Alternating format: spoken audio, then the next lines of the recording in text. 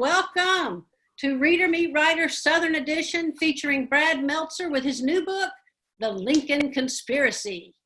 We hope to provide some retail therapy, entertainment, and distraction during this hour. I'm Wanda with the Southern Independent Booksellers Alliance.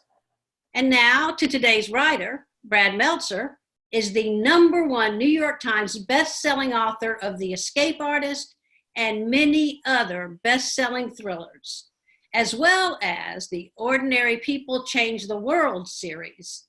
He is also the host of the History Channel TV shows Brad Meltzer's Decoded and Brad Meltzer's Lost History, which he used to help find the missing 9/11 flag that the firefighters raised at Ground Zero. He lives in South Florida with his family. Hello, Brad. How are you today? Hey there. This is, first of all, what a world we live in. That this is what we're doing. Can we all wave for a moment? I love that. That is just, that makes me feel like I am so not alone in the universe. I just saw Gene Becker on that. First, a couple thank yous, because what a world we live in, that this is what it's come to. We would all be in a bookstore. We have amazing bookstores, of course, that host us around the country. I see Foxtel here. I'm sure I'm going to see others. So you change your name to your store, because I don't know. So I'm seeing tiny little screens of everybody. But I want to thank Wanda. I want to thank Linda Marie. I want to thank Nikki as well. Everyone who made this possible, because this is bookstore adaptation at its best, right? We should all be alone and be miserable and wanting to murder our children or whatever else you do, or your husbands or your spouses or your wives or whatever it might be. Instead, we have chose this communal moment to stay together and talk about, of all things, Abraham Lincoln and the first conspiracy. So this is a book by myself and Josh Mensch. I'm going to tell you a little bit about it. Of course, what I think is far more interesting is always talking about taking your questions. That's going to give us a whole different experience. But I want to talk one thing about SIBA, because I can't let it go. Is I know, there's a lot of organizations, but I live in the SIBA area. Mitch Kaplan is one of my dearest friends. So I officially feel like SIBA at Books and Books and everyone, they gave me my start. So thank you.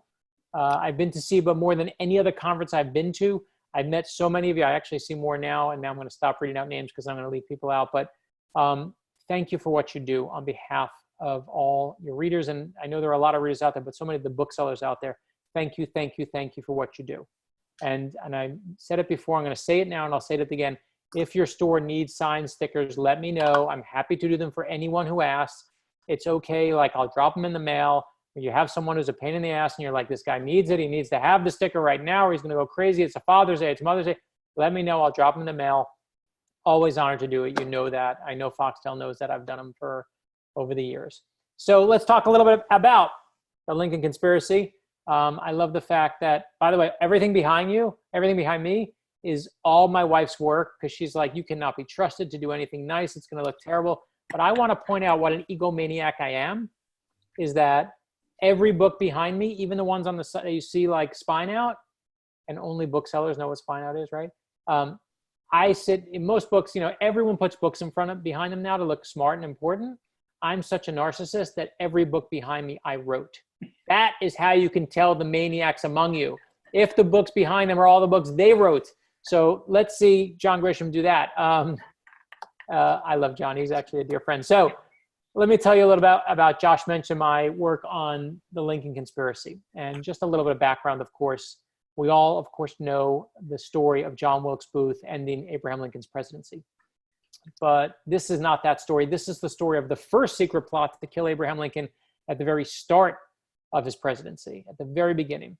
Because to get and be sworn in and raise your right hand as the 16th president, Abraham Lincoln had to take a train from his hometown, where he was living in Springfield, Illinois, all the way over to Washington, D.C. And the only way to get there at the time was you had to go through Baltimore. And Maryland at the time was a slave state. So the plot was very simple. When the train comes through there, a secret society planned to ambush Abraham Lincoln and kill him before his presidency even started. And obviously, it's an incredible story.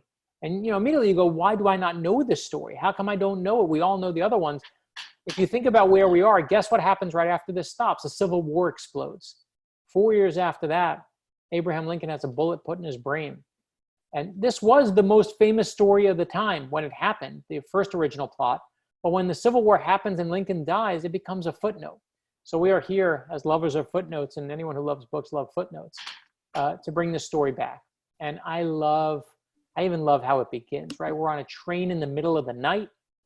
On this train, there's many passengers. We are focused on 4 of them. 2 of the passengers are businessmen. There's a female woman who's on there, and she has an invalid brother. But none of them are who they say they are. Because one of the men, who's a businessman, is actually famed detective Alan Pinkerton of the Pinkerton Detective Agency. The woman is actually Kate Warren, America's first female private eye. To me, the secret star of this book. I love Kate Warren and how amazing she is as America's first private eye. She saves Abraham Lincoln's life, no question. Her brother, her supposed brother, is not a brother. He's certainly not an invalid. He's Abraham Lincoln. Kate Warren has put him in a disguise on him. They've given him a code name. They've whisked him away in the middle of the night on this speeding train that is cutting through the night because they want to avoid the secret society trying to kill Abraham Lincoln. That is like the best beginning. I just, by the way, ruined chapter 1 of the Lincoln Conspiracy for you. I ruined it, but sorry, that's the way it goes. But I love that. I love that we get to see it. And I know it's in the past, and we know, Lincoln obviously doesn't die here, but it doesn't make it any less suspenseful when you see how close they come. And I think it's worth asking who's trying to kill him, right? It's a secret society. They're called the Knights of the Golden Circle is who they start with. They have many versions from the National Volunteers and other names, but basically the Knights of the Golden Circle, their purpose will tell you much about them, because what they want in this secret society is they want a true golden circle. In the southern part of the United States, part of the Caribbean, and part of Mexico, they're going to make this giant circle that is filled and a place where slavery can thrive forever. That's what they're doing. That's what they want. And they see Abraham Lincoln, regardless of where Lincoln is on slavery right now or the evolution he's going to take as he talks to people like Frederick Douglass, but they see Abraham Lincoln as enemy number 1, who's going to ruin their livelihood. And they see slavery as something where, anyone who's black is inferior to someone who's white, and anyone who's for anyone who's black, they're just an enemy of mine. That's the way they see the world. So obviously a horrible racist view of the world. And these Knights of the Golden Circle, one of the things that I think Alan Pinkerton's real power is that he infiltrates, right? That's what he does best. Him and Kate Warren, that's what they do best. They're like termites. Termites go in and they nibble from the inside. They find the structural columns. They find the foundation, and then they nibble away and the whole thing crumbles. So I love the fact that when this starts, they get to infiltrate the Knights of the Golden Circle. They get to figure out what's really going on. You'll see the scenes in the book where you'll see these dark rooms and candlelit, and their secret handshakes, their secret passwords. You'll see that this secret society is a lot of its secrets we now have. It's led by a barber, of all things. That's who runs it, a barber named Cipriano Ferrandini. He's even got the twirly mustache. He's just missing the cat that he could stroke right over here, but he's truly got the twirly mustache. And he sits in the basement of a fancy Baltimore building in his barbershop, where he only will hire you if you're white. He will, if you know the right password, if you know the right handshake, you might just get whispered in your ear the secret plot to kill Abraham Lincoln. And I think my favorite parts of the book, personally, are the parts where you get to see Abraham Lincoln be told for the first time that there's a plot to kill him. And the Pinkertons, basically, it's the middle of the night. Lincoln is exhausted, but they're like, we got to talk to him. And they get Lincoln in this hotel room late at night. And they say to him, listen, they're going to kill you. There's a plot to kill you. We need you to not go to Philadelphia. His big event is in Philadelphia tomorrow. We need you to miss this event in Philadelphia.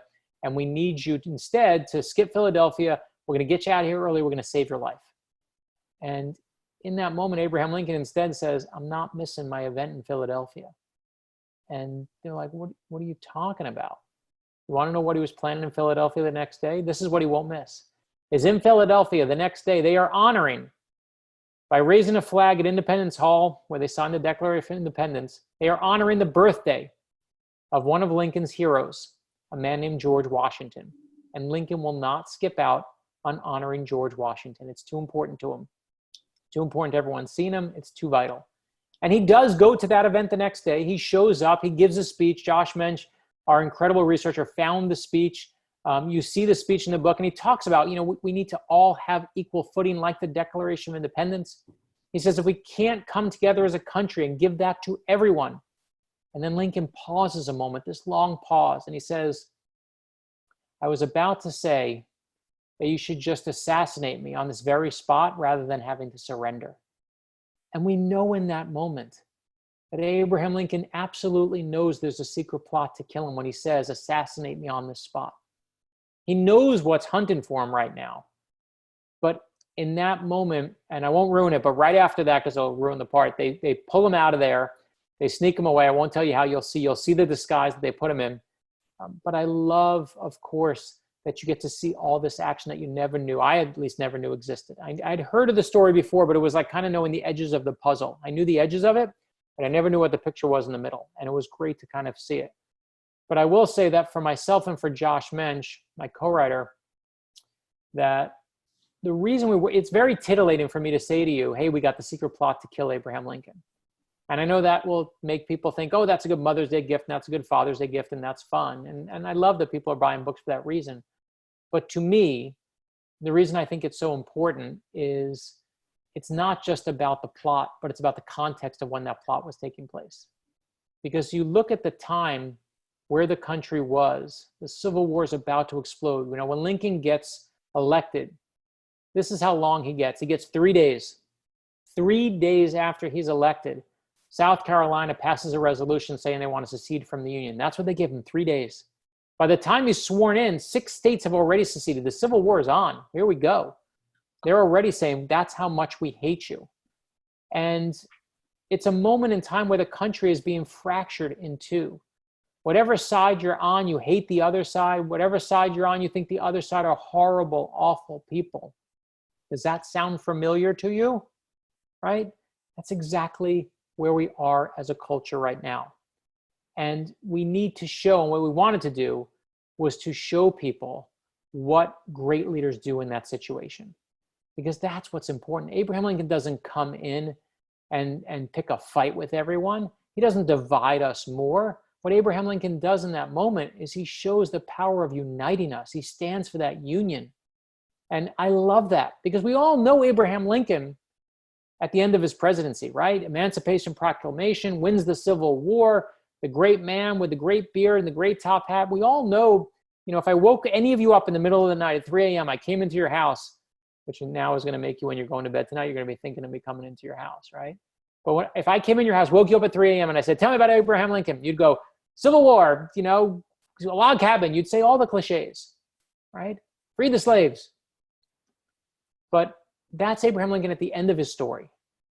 We all know, as people who love books, that it's great to have a great ending, but the beginning is so important too. And this is the beginning of Abraham Lincoln's story. This is those moments where he's about to be sworn in. And what I love is he's not some finished product who's perfect in every way. When Abraham Lincoln, he's doubting himself. He's worried, can I do this? He's worried about what's going to happen. He loses the original draft of the inauguration, his inauguration address, because they're just so disorganized. They're trying to figure it out. They're building the boat as they're sailing the boat, which is, of course, always dangerous and crazy, but there's no other way to do it. And when they tell him he's won the presidency, you know where he is? He's in an alleyway behind a building, in the middle of a building, playing handball of all things. He's just a normal guy. When he wins the presidency and he's leaving for Washington, D.C., one of the last things he does, he wants to go visit his father's grave. I want to go home and see my dad's grave. And he goes to see his stepmother, who's still alive, who he loves and adores. And his stepmother, they have this great moment together.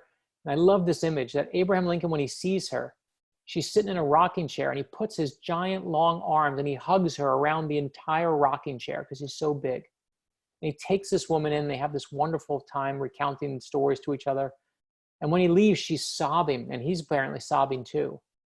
And she says, I'm worried they're going to assassinate him, that I'm never going to see him again.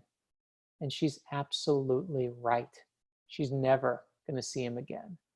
But Abraham Lincoln, when I hear those stories, for me, Abraham Lincoln is a human being again. Because we do this thing with our heroes today. We build these great monuments to them. We build these great statues of them. But we do them a huge disservice. Because when we do that, we act like they're bigger and better and more amazing than us. They're not human people. They're not human beings anymore. But I love the fact that when you see Abraham Lincoln making his early mistakes and trying to figure it out, I love the fact that even where he is on slavery, he doesn't come in and say, let's free the slaves. His original stance is, you're a slave state, you're going to keep it. You get to keep the slaves. That's the way it's going to be. All new states can't have slavery. It's not a great position. Frederick Douglass is the one who helps him evolve, and other people help him evolve and say, listen, that's a horrible idea. We need to stand for something better. Abraham Lincoln, over time and in the Civil War, evolves and is smart enough to know, and we all know the smartest people in the world are the ones who actually realize they're not the smartest. They're the ones who say, you know what? Let me think about that. Let me see what I'm missing. Let me figure out and talk to people smarter than myself. When you say you're the smartest person, I instantly know you're not the smartest person. Always. That's how it always is. You're just an egomaniac. And to me, Abraham Lincoln is never that. He actually listens. He actually evolves. He makes mistakes and learns. And when I see those mistakes, I realize he's just like all of us. We are all of us, every one of us here today. We are all terrible cowards and amazingly brave. We are all so bold, and we are so sad, and we are so happy, and we are so amazing, and we are so horrible. Some of us in the same day, some of us in the same few minutes, especially today in the middle of this pandemic disaster. We're literally talking to us, 175 people and 97 non-video participants gathered together in our home spaces to be united over what? Books of all things. You all unleash on this universe, the most powerful thing we know in the whole world is what? It's an idea. That's all a book is. That's all a story is, a collection of ideas. You help unleash on this universe when you buy them, when you sell them. New ideas on other people. Changing the world one by one with each turn page. I love that idea. I love that we can all be these horrible things and these amazing things. That's not a sign of weakness. It's a sign of us being alive. It's a sign of us being human. And when I see Abraham Lincoln being that, I love the idea that anyone we look up to, whether it's Abraham Lincoln, whether it's Rosa Parks, whether it's George Washington, whoever it might be, Kate Warren, the first private detective that's a female, whoever you look up to, they had moments where they were scared and they were terrified and they didn't know if they could go on, but they continue to march forward. I love that idea. That's a bold idea to me. And I love that all of us have that power. So that's my kind of very quick intro to the Lincoln conspiracy. What I promised always is I love your questions. So I see a chat full of 58 of them. Keep them coming. Please put questions in. I could see Wanda's nodding, which means she's got questions. So let's go there, and you can take us anywhere. You can ask about the kids' books, the adult books, the TV show. You can ask, I write fiction. You can ask about open heart surgery. I'll make up an answer. So let's see where we go from there, and let's have an adventure together that we get to write together. Oh, Tammy Awesome. Meyer. I see Tammy. I know Tammy there too. I'm going to Awesome. look and scroll. Thank you so much. It's time for questions. It's important you stay muted so we can all hear. In the chat option, please begin all questions with a capital Q. Name your local store if you'd like them to get a shout out when we ask your question. Linda Marie, do we have a question for Brad? First question is, how did your partnership with Josh Mensch start? Yeah, thank you for that. So Josh Mensch is, as you can see, the co-writer on this book. First of all, for anyone who's Jewish here, when you get someone who says their name is Mensch, you hire that person, right? Mensch is like means good person, right? It's like a good. So the name Josh Mensch is like a spectacular name. I met Josh. What I love is, by the way, any Jew who's nodding right now, you are all revealing yourselves. It's just spectacular. And what I love is Josh and I met on the History Channel TV show I used to do called Lost History.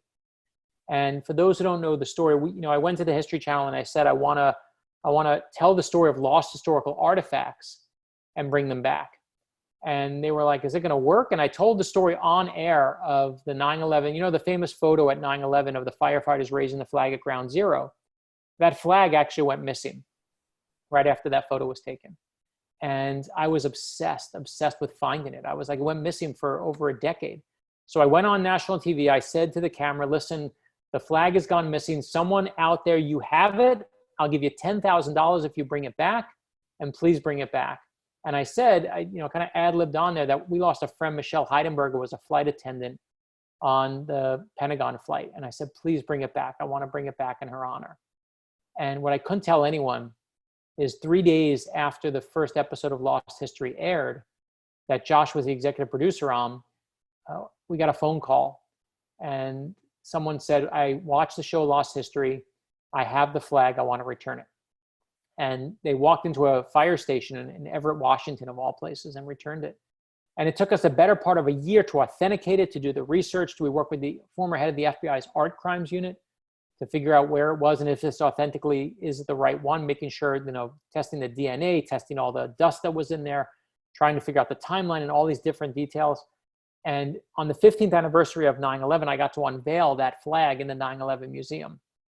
Wow. And it was an unbelievable, humbling moment to play a role in unveiling that. And remind me to tell you the story, by the way, of why the guy brought it back. But I tell you that story because Josh and I met on the show, and our lives were changed by this incredible experience we were going through. But Josh was the best researcher and the best writer on the show. And when it was working on like a weatherman now, I don't know where I'm pointing. I got to go my opposite way. So we did a book last year called The First Conspiracy, The Secret Plot to Kill George Washington. And I'd found nearly a decade ago the story about a plot to kill George Washington. I found it in a footnote of all places. And for almost a decade, I carried this around with me, I should say. And finally, I knew I didn't have the physical time to write it because of the thrillers that I was working on and the kids' books I was working on, but I couldn't shake it. And when you're working on a book for almost 10 years in your head, it's time to write it. That's when you know that's an idea you need to do. And so I went to Josh and I was like, I know you've never written a book before, but you want to write a book with me? He's like, I've never written one. I'm like, I'm not worried. You're going to be able to do it. And we started and worked on The First Conspiracy, and we loved the process. We loved working together. And then we did the Lincoln Conspiracy for that. So we had a great time. And that's how I met him. I literally just trust my gut. My editor, it's so funny because agents and the editors, they were all like, they were giving me all these authors who were established, and I'd read their books and they were fine, but they were just kind of dry. And I was like, I want this to feel like a thriller. I want this to feel like with all the energy that great history has. You don't have to put it in there. The stories are there. And finally they were like, you're going to hire the guy who never wrote a book before? I'm like, watch this. And anyone who's seen the reviews for The First Conspiracy or the Lincoln Conspiracy, we just got an incredible, incredible review from NPR. I mean, I'm blown away by it. I feel like you got to listen to the universe. I firmly believe that. And I listened to the universe and found Josh. Do we have another question, Linda Marie? Oh, wait. The other part. Sorry. I got to tell you the end of that story. I forgot about why the guy brought it back. I knew I was going to forget that. This is what middle age does. So when the flag eventually comes back, I say to our executive producer, I'm like, listen, I want to contact the guy who brought it back. And I want to thank him on behalf of the American people for returning this flag. And I call him up and I said, hey, thank you for bringing it back. And he says to me, Brad, you want to know why I brought it back? And I'm like, yeah. And he says, here's why I brought it back, because your friend, Michelle Heidenberger. I'm like, what? And he said, when I was watching the show, you mentioned your friend, the flight attendant who you lost on the Pentagon flight. He's like, that really got to me. I couldn't shake that. That's why I brought it back. So I called up Michelle Heidenberger's husband, a widower. I called her husband. I said, you won't believe this, but we're about to announce it's going to be national news in the next 2 days. But we found the flag and I found it in Michelle's honor. And I just want you to know that. And he said, I said, I could never fathom the 3,000 lives that were lost. It was too big for me, but I could, focusing on one person, it might make much more sense. So just want you to know, I found it in Michelle's honor. And he said, you want to know what Michelle would say to that? And I said, yeah. And he said, you didn't find it for her. He said, you found it for all those like myself who were left behind, who now get to experience this flag. And I just love that in this moment of just stupid ad-libbing on TV, that the whole thing, you put something out in the universe and the whole thing comes back. And that this guy connected with that. He never to this day took the $10,000 reward. He never took the money. He just wanted to do the right thing. And so I just thought, I write stories for a living. I could never make up anything as amazing as that. That is a beautiful story. I love that too. Linda Marie, can we have Jamie. Everything happens for a reason. Amen. That's right. Another viewer asks, what are you reading during this quarantine? Yeah, so what am I reading? What did I just finish? Oh, you know what I read, which probably I shouldn't have read, but it was perfect. I love Station 11, which I just didn't know anything about. I don't know, somehow it slipped through. I must have been in the middle of a book tour or something when it came out, because I just missed it. And my wife said, you got to read this. And I always know what books are about. I mean, I've never read a book before that I didn't know anything about the book. She said, just read it. I'm like, is it fiction? Is it nonfiction? Just read it, dummy. So I read that. I read The Immortalists. I loved. I really liked that. I do a lot of biographies. So I just finished. I can't say who. Well, I'll show you who. I just finished biographies of Benjamin Franklin. I'm now deep in like 3 different biographies of the next person that we're working on in the Ordinary People Change the World Kids series. And so I'm always kind of buried under that, and a ton of graphic novels. So I'm reading everything from Tom King on Strange Adventures, Black Hammer by Jeff Lemire. Those are what I'm kind of been lost on now. I really escape into comic books and graphic novels. That's really where my kind of true love, that's my true north. A young fan, Logan, age 7, wants to know when Abraham Lincoln will be on Xavier Riddle. Oh, Logan. Okay, so here's the thing. Here's the lucky thing. You know what? We got to, by the way, no one log off in the end. We're going to do a group picture together, and we're going to do all 4 pages. It's going to be good. Logan, I'm going to tell you something no one knows yet, and do not tell PBS this, because they will be mad at me if they know I told you. Because we're not supposed to announce any. So for those who don't know, we do these kids books. You can see a couple. There's Jackie Robinson, and there's George Washington. We do I Am Amelia Earhart, I Am Abraham Lincoln. I wanted to give my kids better heroes to look up to. That's really where it came from. I was tired of them looking at reality TV show stars and people who are famous for being famous. So we started with I Am Amelia Earhart. We've done I Am Abraham Lincoln, as Logan knows. We just came out with I Am Leonardo da Vinci. We did I Am Walt Disney. We did Jane Goodall, and we love doing this series. And we launched a TV show, a version of it on PBS Kids. It's called Xavier, Riddle, and the Secret Museum.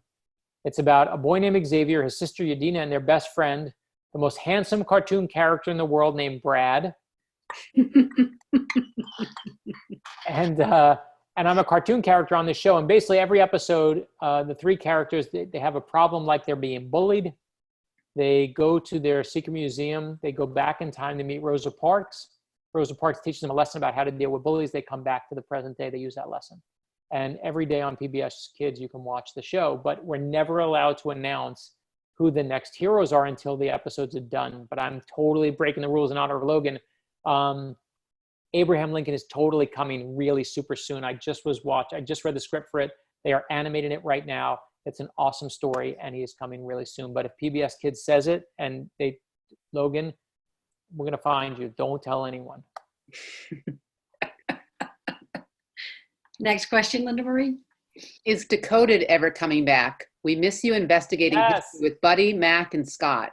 Yeah, so for those who don't know, we did a show on the History Channel called, it wasn't even called Decoded, it was called, let's do the real title, Brad Meltzer's Decoded.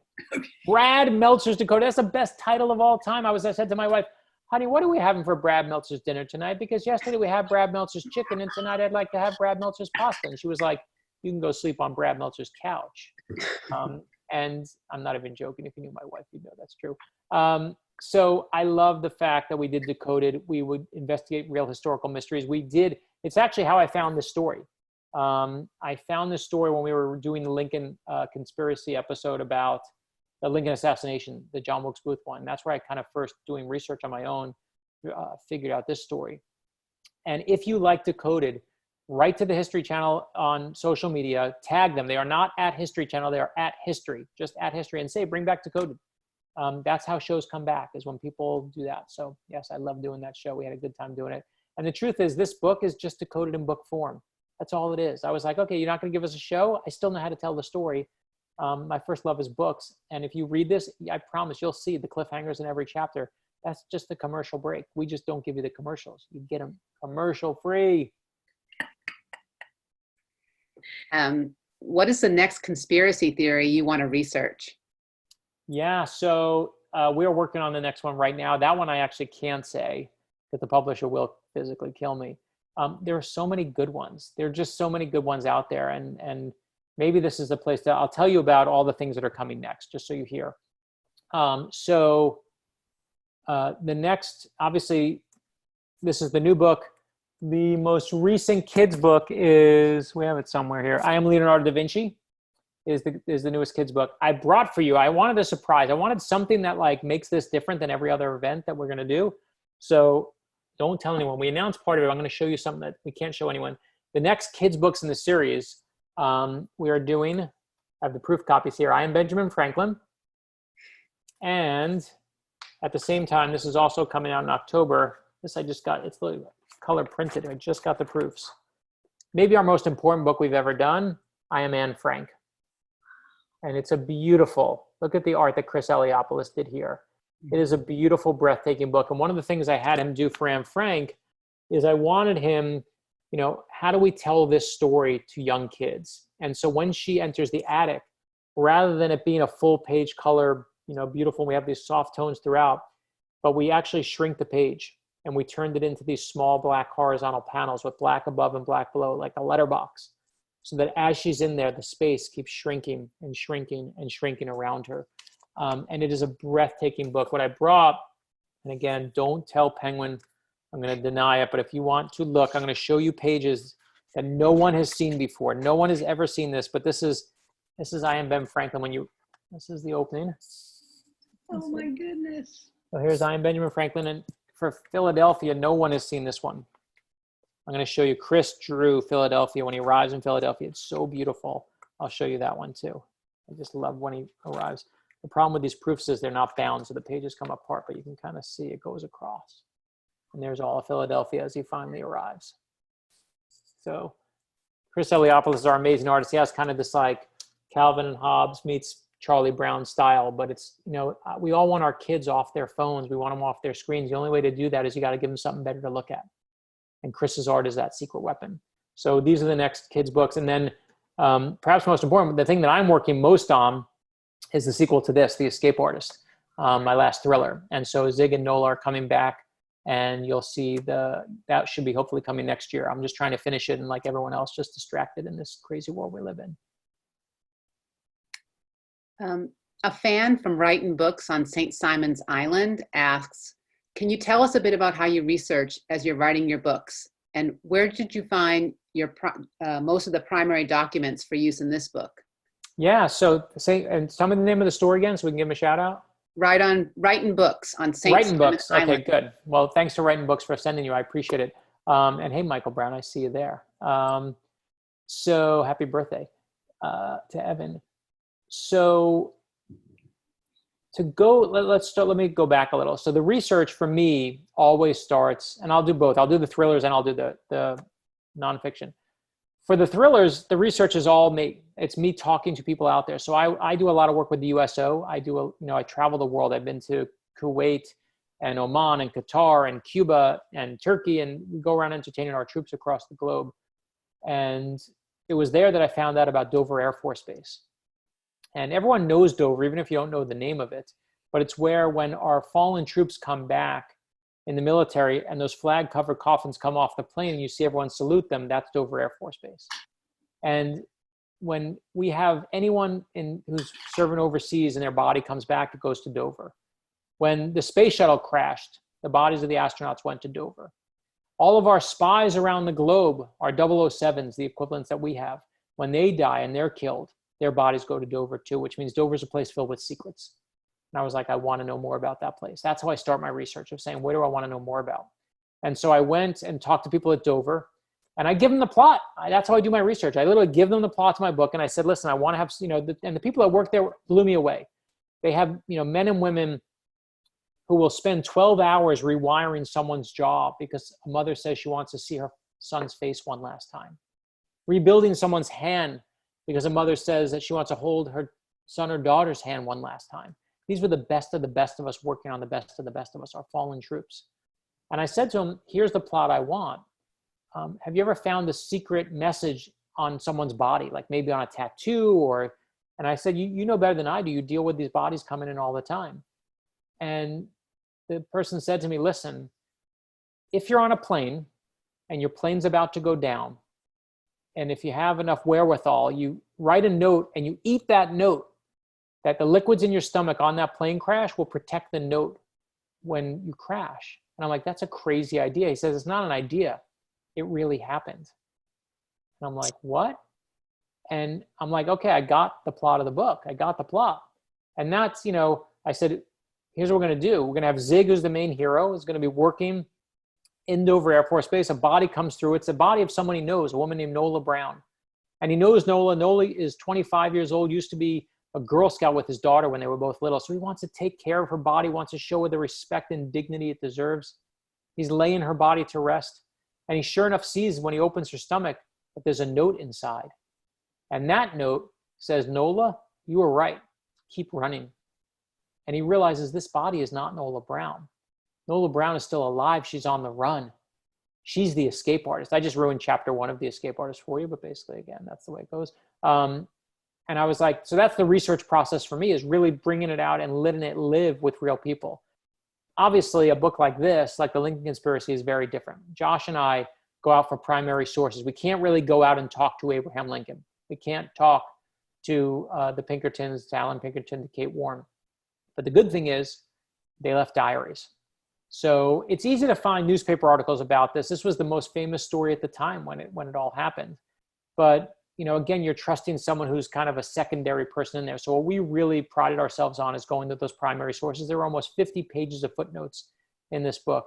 And we found, and you know, Pinkerton is also known sometimes for not being the most trustworthy narrator. So we actually found the other detectives' diaries too, read their detectives, made sure the narratives match, and we'll tell you where they don't. We tell you in the book, listen, the only person who witnessed this moment is Alan Pinkerton. So take it for what it's worth. So we, you know, where we can't verify it, we tell you that. And it's just important for us to get this right. We're dealing with Abraham Lincoln here. And that's really the fun of getting to do the research, is kind of, you know, I imagine myself as like Indiana Jones crawling through the cobwebs, you know, taking out arcane information and presenting it to you. So don't ruin that image of myself. But really, you know, so much of this is online right now. The National Archives are always amazingly helpful.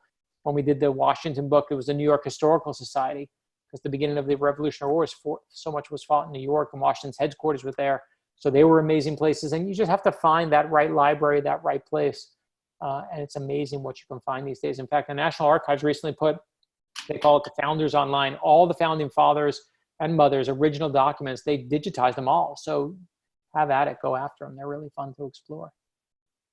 That is fascinating. Linda Marie, we have time for one more question. Okay, wait, before we do that, because I want to do that, but before I'm going to forget, because I'm going to forget. So here's what I'm going to do. I want to do a video. I want everyone, I'm going to go through and we're all going to wave. Okay, so we're going to show everyone what they missed. And we had so much fun. If you have a book, hold up the book. So ready? On 3, everyone wave. And I'm going to put us through. So 1, 2, 3. Oh, this is it. This is my favorite event. Look at all these people. I love you all. I miss you all. You are fantastic. Oh, that was awesome. Thank you for doing that. Thank you, Susan. I see your book. Delighted to do it. I appreciate it. Okay, so sorry. We have one more question? One more question. One more question. Hit me. Okay. Speed rounds if you have short ones too. This is from a fan of Ernest and Hadley booksellers in Tuscaloosa, Alabama. Lincoln seems to be front and center these days. Why do you think his popularity is so prominent? First, Ernest and Hadley, thank you. Thank you. I assume it's you, Jamie, because you're clapping. So why is Lincoln so popular? So here's a story I think is appropriate to tell. I used to not be able to tell this story. When I was working on the first conspiracy, we got blurbs on the book from President Bill Clinton and President George H.W. Bush. Both of them have read my books over the years, and I'd even been invited to the White House and to private lunches, private lunch at the president's private dining room upstairs. I mean, crazy moments where I'm like, you sure they got the right Brad? I'm like, they mean Brad Pitt? And then my wife is like, no, they meant you. That was a good joke, by the way. You guys are not laughing at good joke. That was an A+ joke. So anyway, what no one knew at the time, and I couldn't tell anyone, is that when President Bush was dying, and it was kind of toward the end of his life, they were bringing in and they asked some of his favorite authors to come read to him. And they asked me to come, and I got the call. Wow. And I was in Kennebunkport, Maine. My wife and I went to his office and to the Bush compound there. And, we knew what was going on. And the Secret Service tell me, listen, they're like, you're only going to read about 5-10 minutes. He's going to fall asleep because he's just sleeping a lot these days. And I'm like, it's great. I'm just honored to be here. And we go in, and I know it's the end. We know it's the end because it's myself and my wife. It's President Bush and his service dog, Sully. And that's it. Secret Service are gone. And I could see on his desk is a stack of books, half a dozen books there. And one of them that he has is The First Conspiracy, The Secret Plot to Kill George Washington. And it's dog-eared. It's like, because I gave it to him a year before because he blurbed the book. It looks like he's read it. I can't tell you how many times. And I say to him, sir, you want to read the book? And he says, mm-hmm, because he can't speak at this point anymore. It's just mm-hmm or uh-uh. And I read the chapter, and sure enough, 5 minutes in, he falls asleep. The chapter I brought him I thought it was appropriate for him, was the scene and the moment where George Washington has the Declaration of Independence for the first time read to his troops. And I'm reading through, and he falls asleep, and it's all good. And I get to those words we all know. We hold these truths to be self-evident that all men are created equal. And in that moment, President Bush's eyes pop open. And it's like it's lifeblood himself, right? He's being injected with the Declaration itself. And I get to the end of the chapter, he's wide awake, and I say, sir, you want to read another chapter? Mm-hmm. And we get to the end of that one. You want to read another? Mm-hmm. And instead of being there for 5 or 10 minutes, I'm there for a full hour reading to this man.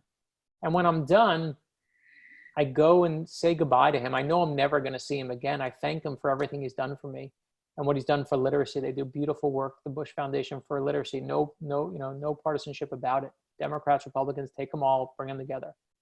My wife and I went to his funeral, and the one thing I was struck by was the one word that kept being used over and over again in all the tributes to him was this word: decency.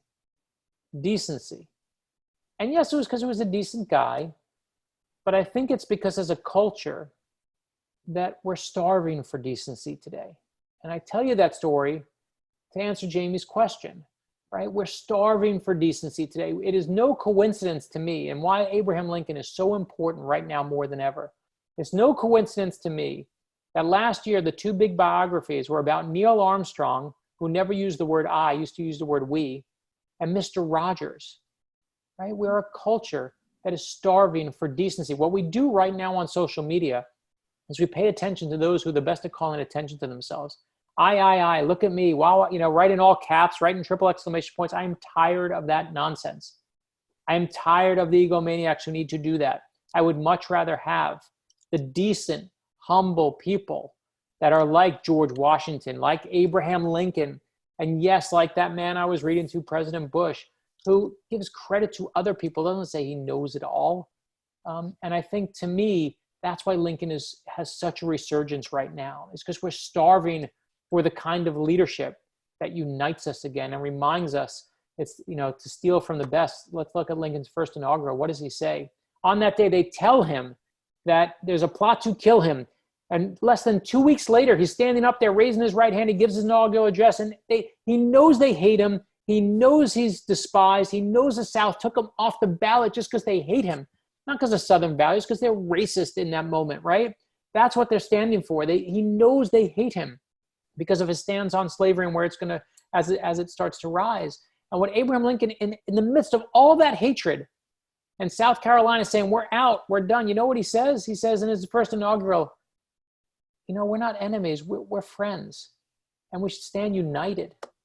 My God, do we need that now? And let's end with this, his perfect ending to that speech, where he says we must favor the better angels of our nature. That's why I think Abraham Lincoln, that's what we all need to be today. We need to go to those better angels of our nature. So with that said, thank you to everyone listening. I appreciate you clapping, whoever that is. I appreciate that. I don't want your pity clap now. You can save your pity clap. But thank you for doing this. I really, really love you for doing this, for joining me. And please go on social media, post a picture of yourself with the book of yourself so I know who you are and I can say thank you. At Brad Meltzer on all things. Thank you to Seba. Thank you to all of our amazing hosts. I would start naming all because I know there's a lot of bookstores who hosted us. The main bookstore that hosted us, you know who you are. You know why I love you. But there are so many bookstores now that I'm supposed to thank everyone. I see Fountain. I see you. I thank you. And I see all the thank yous coming up now. But thank you for all doing what you're doing. I will say again, I reiterate to anyone who's listening that if you need anything signed, let me know. We can obviously make that happen. And most important, I got to say it, I can't help it. Oxford Exchange, we love you for making this really go on. They're the ones who we should be standing with today. They organized such an amazing event that we were going to do, and love you for opening your heart and opening your arms and letting everyone join us. So have a wonderful day. Thanks for being here today. Thank you so much, Brad. And I want to just go on the record. I saw where Tiara was disappointed. Her question didn't get answered, and we apologize. We try to get to everybody. We do our best. And I'm sorry, Tiara. I hope you'll return, and maybe next time we'll get to it. Yeah, email it to me and I'll answer it. You know that, Tiara. Yes. Thank you, Brad, and thank you, everyone. This was wonderful. And if you enjoyed it as much as I did, let your bookstore know. Order the book from them. Yes, order your book from your local bookstore. They need your support and help right now. Please, please, please. I know it's easy to download it right now. Go to your local bookstore. Whoever sent you here, please buy the book from them and support your local SIBA bookstore. It means so much. Thank you, Brad. That's exactly what I was going to say.